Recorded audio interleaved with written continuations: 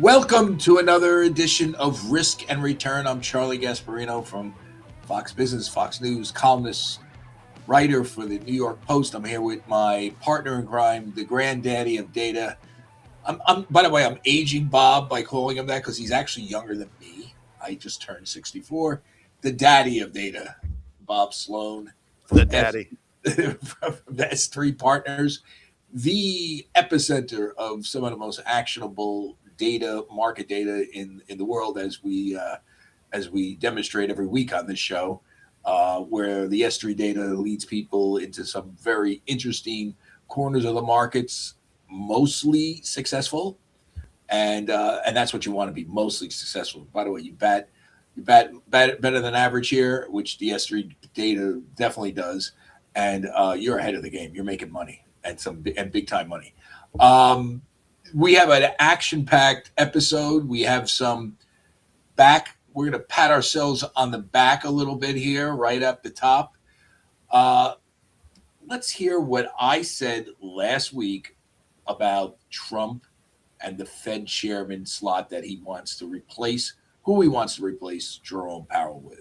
Before we wrap up, what do you think of the Fed race? Isn't it odd that Kevin Hassett hasn't been named yet? Now, you and I was first to report that there was an effort by Wall Street to tell Trump, don't go there. He's too much of a cheerleader. It's going to destroy confidence in the Fed. And it looked like he was on the verge of getting it. Kevin Hassett, the current NEC chair, National Economic Council. And then all of a sudden, three other people emerge as possible front runners, and Trump's running around. You got Kevin Warsh. He's now an academic, longtime Fed governor. He's at Stanford.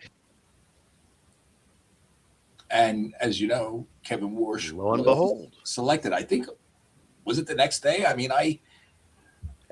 So we came out on Friday, right, or Thursday? No, that aired on Wednesday. Wednesday night, but Friday they named him. Yeah, I broke the story on the Post, or I was neck and neck with Bloomberg. We both had it. It was it was the wood of the Post that night, and which was nice to do, and it is indeed Kevin Warsh. It's going to be an interesting sort of dynamic here, Bob. Kevin Warsh is a hawk. This is what made Kevin Hassett his NEC chief, National Economic Council director chief, the odds-on favorite. Trump wants to get rid of Powell because he wants lower short-term interest rates. Kevin Hassett has been a cheerleader on TV for lower short-term interest rate. He obviously works for the administration. Warsh, on the other hand, on the sidelines, has been very, I've known him for years, for decades. He's been a hawk, saying that the Fed shouldn't be part of the trying to juice the economy. He wants the Fed to recede in terms of its not being an economic player, not being part of the administration, to worry about price stability first. And then he went with Warsh. And the sort of backstory is kind of what I laid out there. Wall Street went to Trump and said, and corporate executives went to Trump and said, you put this guy in. We are running $2 trillion budget deficits. Who's going to buy our debt if they think that this guy is aligning to the White House, and whatever you do, whenever you say jump, he says how high? It's just not going to work, because you're basically giving up both independence and the Fed's inflation fighting mandate for growth at all costs. Now, Warsh, on the other hand, and I guarantee Scott Bessent sold this to the president. Now, Scott Bessent is the Treasury Secretary. He's very close to Warsh. They're friends. They also, we should point out, they both worked for Stan Druckenmiller along the way in their careers. Stan is the legendary investor, was George Soros' top guy, was the guy that famously, with Bessent at his side back in 1992, shorted the pound sterling and broke the Bank of England, forcing them out of that exchange rate mechanism they had with the rest of the European powers. And then Warsh, after he left the Fed, he was a Fed governor during the financial crisis, stayed until 2011.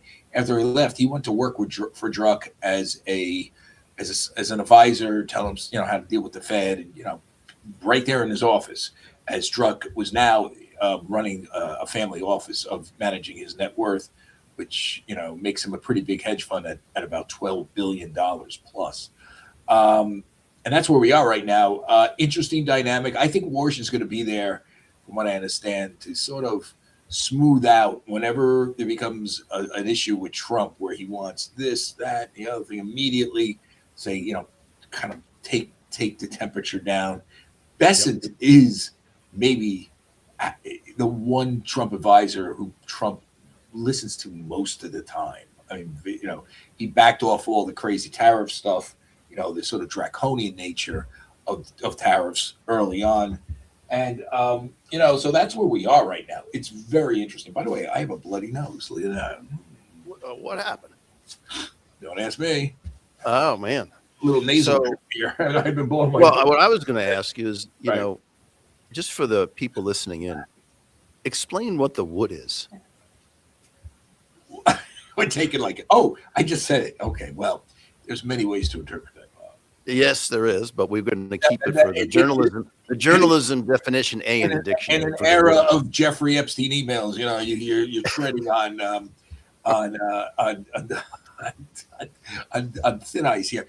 No, the wood there's nothing perverse about the wood. The wood is the front page of the Post. And, there's, when you write for the online edition, the wood is often, what they make the biggest story that moment. And when I broke the story, it immediately, and it was on Friday night, I believe it was on the wood. Yes. Which is, so that was a big story. And if you would listen here, you would have had a sneak peek at the wood of the New York Post. And that's what this show is all about. We definitely anticipate a lot of things. And by the way, the market sold off on Warsh, which I find interesting. I don't think it should. But its stock sold off. Bonds obviously have settled because they believe he's a hawk. But I mean, I wouldn't. He's going to cut short-term rates. What he's not going to. What he also will do is, I think he's going to, unwind the Fed's balance sheet. Well, but that's offset to cutting rates, right? So, if you increase the Fed's balance sheet, that's easier money. You decrease the balance sheet, you're taking money out of the system, and that's a tightening situation. So that's what I think people reacted to, is that he's made it very clear that the $6.5 or so trillion that's on the Fed's balance sheet needs to come down. I actually think, and we've talked about it on this show, if the tariffs remain in place and if the Supreme Court actually lets them stand and lets the order stand, what do you do with $1 trillion? And let's say it's $1 trillion or 800 billion, whatever the number is that are collected in tariffs. Well, they have to return it, but they'll probably. Well, they'd have to return it, but if the Supreme Court basically says no, we're not going to overturn that. We're going to let. Yeah, I do think that's going to happen. You're on that side of the fence. I'm on the other. But go ahead. Well, here's the thing.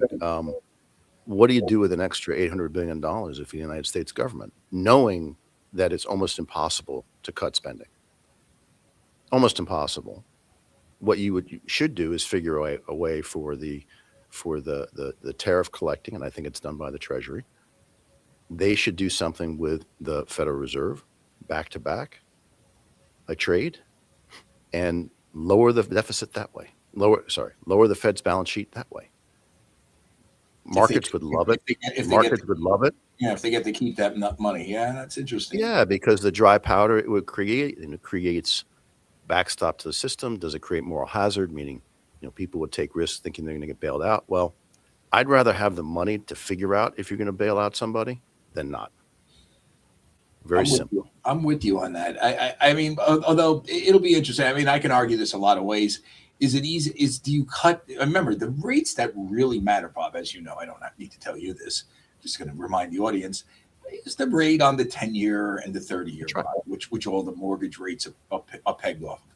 If you have, if you lower the deficit theoretically with this incoming money, does that lead to a faster decline in the 10-year and 30-year than if you reduce the size of the Fed's balance sheet? I don't know that answer. I mean, if that's a choice, yeah, sure. Cutting federal borrowing is a crowd out. We all stated that in economics. It's a kind of an early course in economics. The government comes in and it crowds out private sector, right? So the government is borrowing a tremendous amount of money. It would, of course, crowd out. It also uses those resources in a way that is probably not as efficient as the marketplace could. So if they actually balance the budget, you'd see less pressure on the 10-year. There's no question. Yeah. So that is an interesting. I mean, listen, I don't know which is more efficient in lowering the 10 and the 30, which is kind of what you want. And it's interesting that I once heard Besant say, I finally got Trump. I mean, I'm paraphrasing a little bit. Finally got the president to, stop obsessing about the Fed funds rate because it's the 10-year that matters. And then literally the next day, Trump was obsessing about the 10-year. I remember it happened. Which is the right thing. Right? No. He went back and he was obsessing about the Fed funds rate. I'm sorry, I misspoke. Well, that's the famous, right? The James Carville line. I want to come back as the bond market because you can intimidate everybody. Right. So Clinton said, that's what he's talking about. Are you telling me a bunch of fucking bond traders are controlling my economic agenda? They have. They're not in control. They have a major say, right? They have a major say in that market has a major say in spending and what the government can and can't do. And by the way, that's why they backed off those Liberation Day tariffs, because the bond market said, whoa, wait a minute. That's inflation inducing and I want out of here. Anyway, so that's a nice little feather in our cap. In my cap, you have multiple feathers. You have a fucking headdress full of feathers every week. So on your actionable calls, and I want to go into that right now. I want you stick some more feathers in your hat. Go. All right. Well, let's do that. We've been on a good run. We were 3 for 3 last week. The KLA. KLAC, KLA Corporation. That was we called that down, and the stock was down 15% after earnings. American Express, we called it down. It was down almost 2%, and Dow Inc. was also down 2%. Now, a lot of people would say, well, the market's been pretty negative in the last 3 or 4 sessions. And if you look at some of the substrata of the marketplace, like momentum, for example, today it had one of the worst days it's ever had. I think it's like the 4th or 5th worst day on record. But a lot of these picks were made before Friday, so it's not just that we happened to time it right. We actually had it right well before a lot of the downdraft in the marketplace. So this week we've got two picks also bearish. One is Carlyle Group, which is, as you know, is the monster private equity and asset management firm. The short interest is about 17 million shares, and short interest has been up about 24% in the last 3 months. So, that's weird. Oh no, it's not for private equity. No, not really. It actually right. Private equity's got some wicked headwinds on people worried. Well, people are worried about credit, right, and credit exposure. Particularly when it comes to software companies, SaaS companies, and everything is getting thrown in. Everything's getting thrown out with the bathwater today. We'll go into that a little later in the show. But that's coming out Friday morning. We're bearish on that. And then you have Illumina, ILMN, which is a provider of DNA sequencing and genomics for research and clinical applications. And it's a $21 billion market cap. Short interest has actually been down a couple of points, like 2 percentage points in the last 3 months, but we're also bearish on that. And those are our 2 picks for the week. Wow. The Carlyle Group to me is fascinating. Yeah, that makes sense though, because there's just so much nervousness around AI and software in particular. And, one of the things, Charlie, that I find really of note, you see, CRM, Salesforce, and software as a service companies, they're off 40-50% over the last 3 months. And these are gigantic companies, right? And yesterday we saw Standard & Poor's get hit for 15%, FactSet got hit for 15%, so on. So Anthropic basically publishes an enterprise use case for how to take in legal documents and do the analysis. And so everybody went like this. They were like, oh, if you can do that, you can do anything. And therefore, financial information, anything that can be aggregated that is publicly available and then repackaged through a platform is at risk. And or, you can now have the ability to build your own a client relationship management tool, your CRM. I think workflow is a really complicated issue. It's very, very hard. People don't change these things easily. Yeah. And even if you have the ability to go do it, it's a fascinating thing. I think we're at the dawn of a new era, which is you have B2B, which is business to business software, B2C, business to consumer, right? But then you have what I would call as A to A, which is agent to agent. And maybe you have A to B, A to C.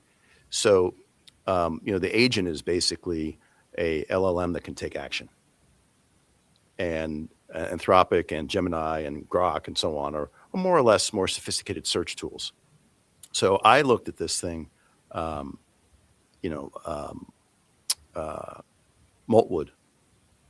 and you look at this. And I don't know if you've been following this at all, but this is a very viral thing. No. Yeah, no. And so there's an agent that is used in open source code to create a bot essentially that can do all of your planning, all of your scheduling, do your research, et cetera, et cetera, et cetera. And a lot of folks are just like, yeah, here's my personal information. Here's all my credentials. Take it and then, run my life. And first of all, I'd say to all those folks, I said, think twice before you do that, before you give everybody your credit cards and your social security number and everything else to run your computer. Because what happened is that the agent created its own social media network where it only gets to talk to other agents. And whether this is apocryphal or not, it doesn't really matter. The user said, it's just a dumb bot. And then the bot heard it and supposedly doxed the user and made all of the information public. And it was done behind the ring fence of this bot talking to other bots. And why is this important? Agents talking to other agents, bots talking to other bots. And why is it important? Well, I think it's important for a number of different things. One, I think unplugging is a really important thing. And you have a lot of people in the, I would say, 20 to 30 age demographic that thought nothing. Now, supposedly there's 30,000 different agents on this network growing virally. So all you need is a small sample set of private information where you can statistically replicate the rest. So it really is designed to eat the internet and reinvent databases. Okay. And this is it's a really interesting thing because, and I like that word interesting. I try not to use it as much, but this applies because think about the politics of the moment. You have people that think nothing about giving away their most private things to an authority. And that's a cultural phenomenon right now. Young people, right. Listen, my parents would even answer the door to. They wouldn't even answer, right? And so this is a demographic thing. It's a societal thing. It's a cultural moment that is fraught with unpredictability.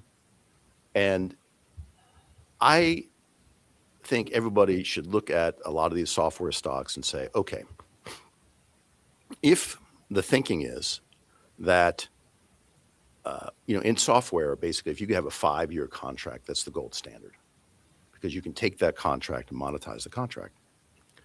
And so a lot of the thinking is, well, a firm like Salesforce is subject to this tremendous churn risk, meaning cancellation of contracts in years 3, 4, and 5. And once people get a taste of the LLM and can use it either through an agent or use it themselves, program it themselves, they'll cancel.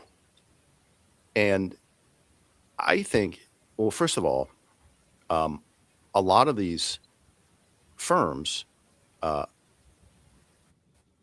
not actually explaining that, sure, I have a 5-year contract, and yes, AI does all these wonderful things, but the usage, if you're in a system all day, every day. I don't know how you're going to rip that out of people's hands. Yeah. You're not going to just abandon things wholeheartedly. Like you have a firm like Workday. Yeah. And you're a 6,000, 10,000 employee firm. I find it very hard to believe why you would abandon all that and go for something where you don't know if there's leakage of one LLM talking to another. And you look at firms like S&P, less than, but let's say FactSet. FactSet, you can do execution through them. You can communicate through them. You get information through them. You might even get news through some of these particular platforms. So there's so many different things that a platform does.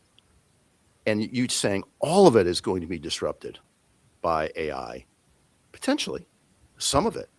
But all of it, I'm in the other camp and says that the market's probably just oversold it today. You know what scares me a little bit about this is that you're suggesting a sort of the apocalyptic version of AI. AI talking to AI and kind of running their own thing and sharing information and sucking everything up from each other where there's no control, and this thing becoming powerful than the people who created it. Well, it's privacy, right? It's privacy, and it says something about why I think socialism is getting the hearing that it's getting. Because if you don't value your privacy and you're willing to give that up, you are saying, I'm okay being reliant. I'm okay with relying on a system. I'm okay with other people doing the things for me. And that's a cross current underneath this that is, I think, disturbing. And as a country, we really need to understand, like, there's no AI ethics standard. There's no FDA for this stuff. I know there's no, and there needs to be. Yeah, I think you're right about that. We do have, I thought I saw a question pop up from a viewer. Sarin, the SA, do you know anything about SaaS, this? Yeah, he goes, a SaaS megacorp with thousands of engineers will not be outpaced by incumbent development projects. And unpack that for a moron like me, please. Well, he's saying the scale at which they're actually doing their business today to displace that in the marketplace is valuing it as if it's all going to happen tomorrow. Right. And I think what this comment is saying, and Sarin, you can chime in if you want. I think what he's saying is, well, wait a minute. How long did it take to get the cloud to be accepted? 5 years, 7 years? I mean, a long time. So this idea that tomorrow this is all going to take place. And a lot of this has to do with the fact up over time. Once you get one technology, at least it's a form of Moore's law, isn't it? That's a really interesting question. Is there a Moore's law? And we've talked about this on the show. Is there a Moore's law for statistical models? And I think a lot of these models, given the computing power you have today, and this is one of the themes around quantum that's happened in the last week. This is why crypto has had the market directions had. Given the computing power you have today, quantum is Moore's law, right? That's the speed up. But given what you have today and what can be used, you're almost at the outer edges. A lot of what's happening, right? You need more compute, need more energy. You're there. So, I think you have a decent chance of people waking up and going, wait a minute, this stuff is really sticky. It's hard. People actually use this software a lot. They're married to it in a way. And the valuation is not taking that into account. And you have Anthropic, and the markets operate in its own crazy logic, which is you have Anthropic and both OpenAI coming to market and saying they're going to IPO. So what happens? Software stocks sell off $1 trillion or $1.5 trillion in the last couple of months, maybe more. So each one of those things are valued at $1 trillion. So the market cap of the current software is actually moving to the anticipated market cap of 2 bigger IPOs. Does that make sense? Well, time will tell. By the way, have you noticed that Larry Ellison's net worth is now below 200 billion? Right. And so this is exactly 191.7 billion. He lost more than 200 billion in net worth since September. That to me is amazing. I mean, he's still like really rich. I mean, I remember when really rich people were 10 billion, 11 billion. When Steve Schwartzman became worth 6 billion on when I think Blackstone went public back in 2007 or something along those lines. I mean, it was like a huge thing. And now 7 billion, it's not that big anymore. But Oracle operates one of the big, what are they known for? Database management, right? They can do anything. And it makes sense that if the market thinks that AI is in fact a substitute, that these particular agents are there to do nothing more than displace the incumbent, then it makes sense his net worth is going down so much. It totally makes sense if you believe that. What do you think? So just thinking it through, Anthropic comes out with a replacement for LexisNexis, legal search and documentation and analysis. Market kills these stocks that have that type of capability. And I say, well, okay, for that to be, for that to have so much value, every law firm has to fire all these folks. And using the AI yourself won't make your current product better. That's just a one-for-one substitution. I don't think that's what happens. I think it actually makes the coder even more of a superhero. And I think the comment by one of the viewers is exactly right. It gets combined with what folks are doing internally. They're already using it. So AI, idea of a displacement doesn't do it for me. Theoretically, AI makes Oracle a better company. It should. Interesting. Now, if you get people that give up the ghost, so let the agent crawl into your machine and operate your life, if that becomes a societal thing where everybody's comfortable with that,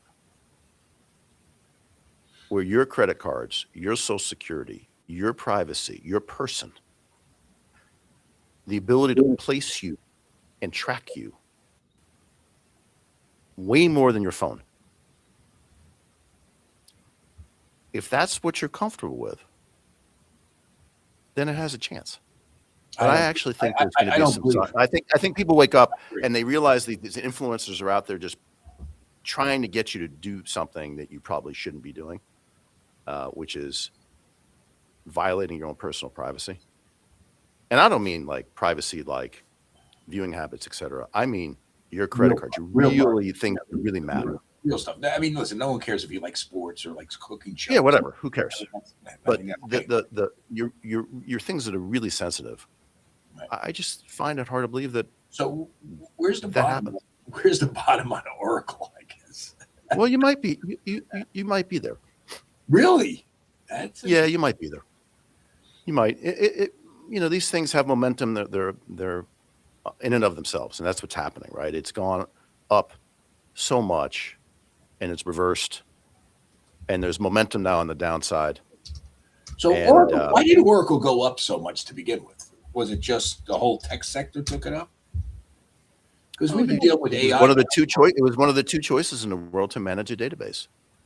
Right, but we've had AI now for more than a year, and if AI is the Oracle killer, it would be kind of odd that it hit its high. It hit its high in September, by the way. It's because Anthropic came out. Yeah, it's because Anthropic came out with an enterprise use case for its LLM, right. And everyone all of a sudden said, wow, if they can do it here, you can do it across the entire spectrum of information. Do you want them doing that for you? I don't, but that's me. We use, I'm just saying there's a lot of leakage that could happen that people have to control. And, very sophisticated businesses will have their own way of controlling that. But you better be sure. So, and I'm willing to bet that's Bobby. Here's what to be top determined. software. Well, Oracle's number 3 on that. Put up that short interest again. Put up that chart again. Yeah, that's a good chart. So Microsoft is up there, Salesforce and Oracle. Interesting. Maybe this stuff turns around soon. Bob is calling for a bottom. Well, I'm not calling for a bottom, but it feels like there was panic selling. Get me out. The sentiment is so negative. And I think when people really start to wake up and say, wait a minute, there are definitely going to be things that displaced by AI. I'm not saying that it won't be. But the key thing is usage. And companies are going to get this very quickly. And they're going to come out and say, for us to be displaced, this is what has to happen. And usage as a concept will go into the SaaS metrics where it will become paramount, because that will be a moat around displacement threat of AI. Interesting. So, one of the things we looked at, you talk about Microsoft, we put out a piece today that said, and then there were 6. And, Microsoft's down 15% year to date, right? Over $500 billion in market cap losses. And we were saying this, I'd say in November, you got to watch the correlations amongst the Mag 7. And at that time, one rose, all rose. So they were correlated very highly to each other. The market went up, they all went up together. Now you're seeing, wait a minute, other stocks within the Mag 7 are not getting hit as bad or at all, or going up. And some are getting crushed, like Microsoft. So that correlation amongst each other is broken down. It's almost zero right now. So they're all acting independently of one another, but it's not bringing down the entire index. And that's what's so interesting, is that everyone said, we're here, and we talked about it on our show. We have small caps taken off, right? I mean, we have other stuff. Yeah, but that doesn't matter for the indices, because that's, the market cap has to be at a certain level. Right now, it's not the S&P. But, this idea that the index was going to crash, this is what the book 1929 was implying, is that the index will crash because of such concentration. Oh, and we were saying, well, actually, watch the correlations of the Mag 7 and see what happens amongst each other. So what's happened is that the some of the Mag 7s have gone down tremendously, and the indexes, yes, they're down, but they're not down 15%. So a lot of these individual stocks are down 30, 40, 50%, 15%. The index is down 2 or 3. So that's the interesting thing, is that things are rotating, people are getting different exposure, and that's a really noteworthy thing. I never bought the central thesis of that book, just so you know, only because, first off, policymakers learned from 1929. You're not going to get a wicked tightening of credit conditions in the middle of a market downdraft, right? I don't think, it's just not happening. I mean, monetarism was born out of the 1929 stock market crash and what the Fed did afterwards. So, yeah, the comment about Warsh and the quantitative tightening, the shrinking of the Fed's balance sheet, that's certainly a way to tighten credit conditions. But I don't think the market really sell off for that. Well, he's not going to do it. He won't do it dramatically. It sold off because of AI. Yeah, but he won't do it, and he won't do it dramatically. He's going to systematically do it. Remember, there's a lot of the Fed's balance sheet is a lot bigger than it was in 29. Did it even have a balance sheet in 1929? That's a great question. I'm not even sure it did. Probably did. We should Google that. We should ask AI, when was QE invented? Well, I'll tell you what.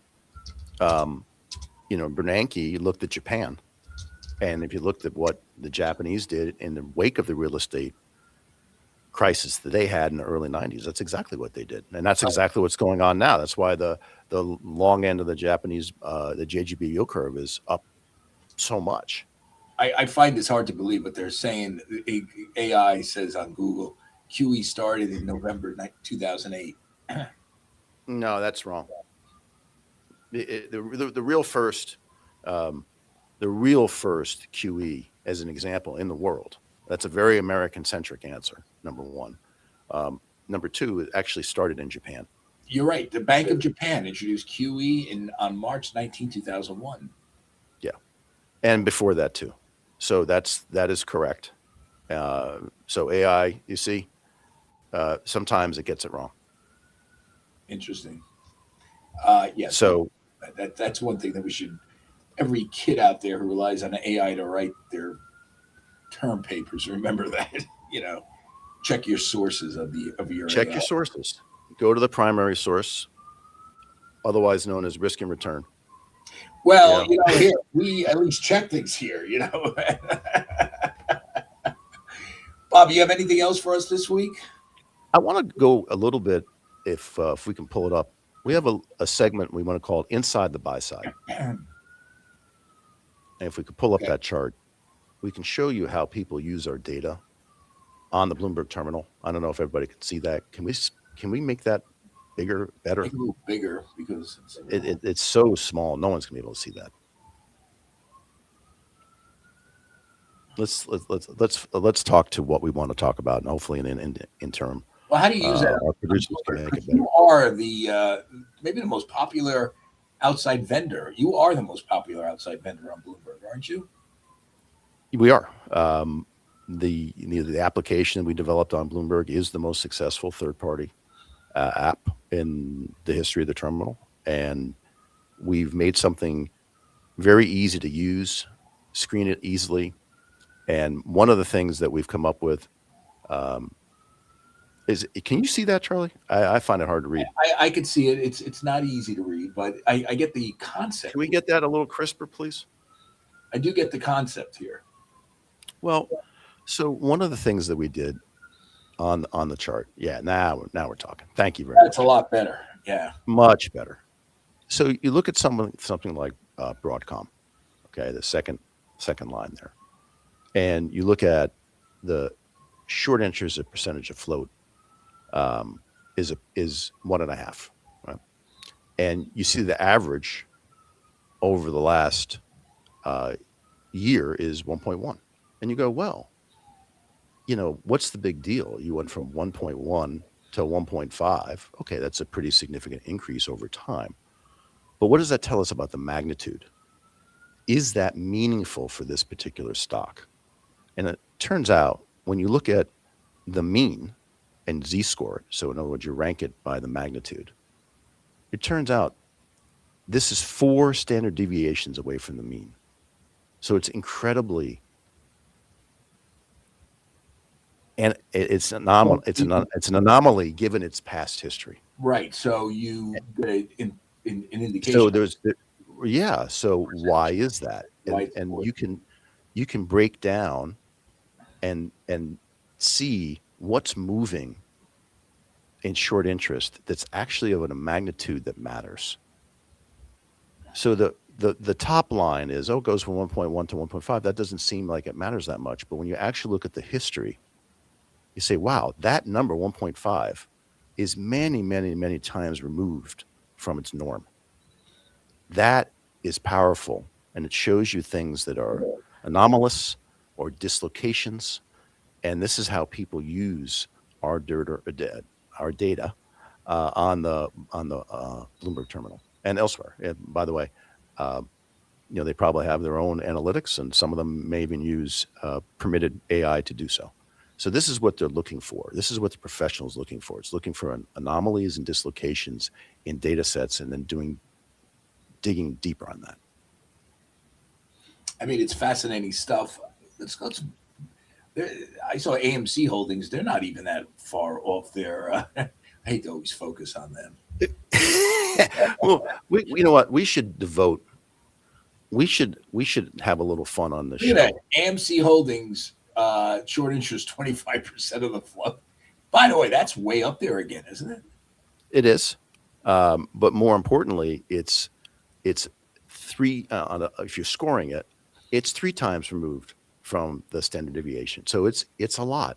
The magnitude of what you're seeing today in that stock is a lot.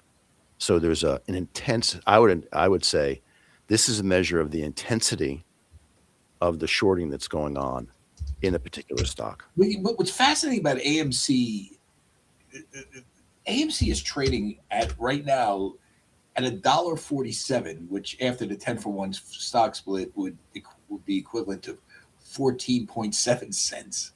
Right.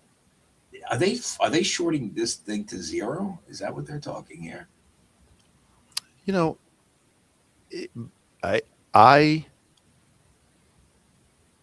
it's hard to say. So one of the things that is very clear is that there's some pretty intense disbelief.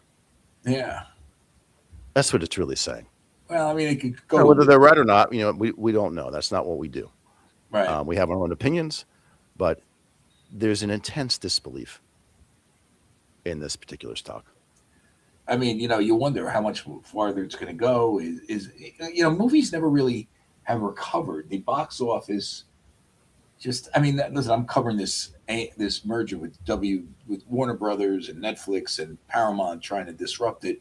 And they talk about the box office. The box office is almost an irrelevance in the debate. People are talking about streaming, throwing 2 streamers together. If Paramount should have won, they'd be throwing 2 studios together, but no one cares because studios don't mean that much anymore in terms of box office. And No, that's exactly right. It's just it's really amazing. How and that I think says something about the short interest here. That it does. But it's the intensity, right? So the Z-score is a way of looking at intensity. And AMC, as you know, layer deeper, right? It's a layer deeper than the number itself. Yeah. Well, a couple things to keep in mind that I'm looking at as well. Barry Weiss has to make a decision. She's the new news chief of CBS on a contributor. Usually this doesn't make headlines, but the contributor is Peter Attia, a guy I follow. I really like. He's a doctor. He's a medical expert. He's a health and wellness expert. But he was in the Epstein files and saying some crazy stuff to Epstein. But we should point out he didn't do anything wrong. I mean, he was basically talking to Epstein. He was trying to get Epstein to finance some research he was doing. And she has a business model. The business model is non-woke and he's definitely not a woke guy. We should know that, if you know a little bit about his background.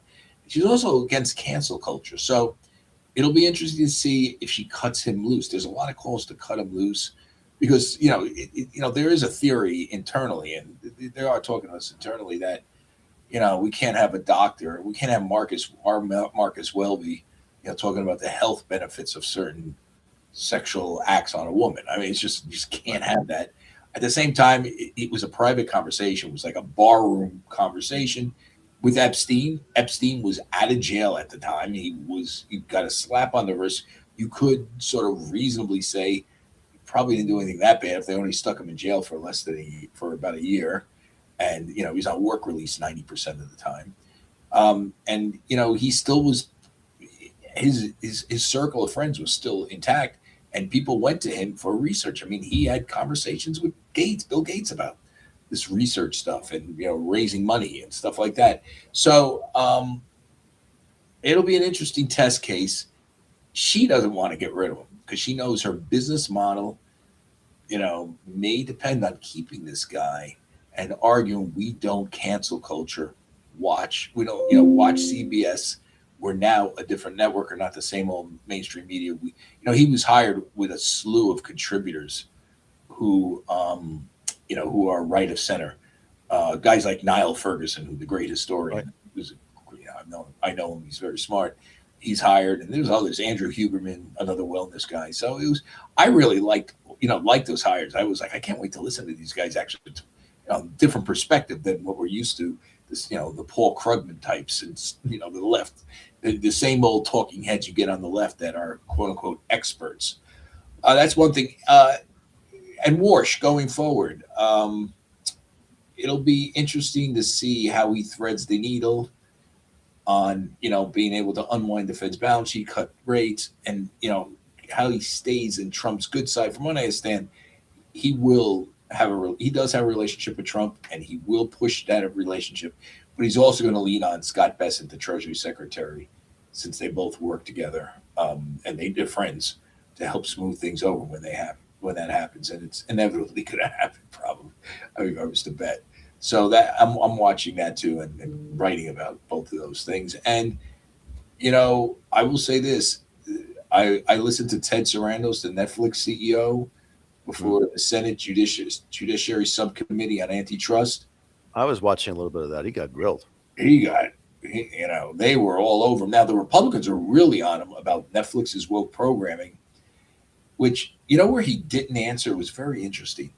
Netflix used its social media page to put out like pro